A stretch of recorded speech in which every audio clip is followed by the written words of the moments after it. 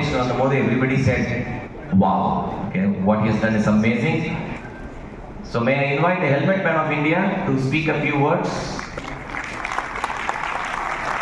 அவர் ஹிந்தியில் பேசுறதுனால நான் அதை டிரான்ஸ்லேட் பண்ணால் உங்களுக்கு புரியாது. எனக்கு anything outside Chennai is north India.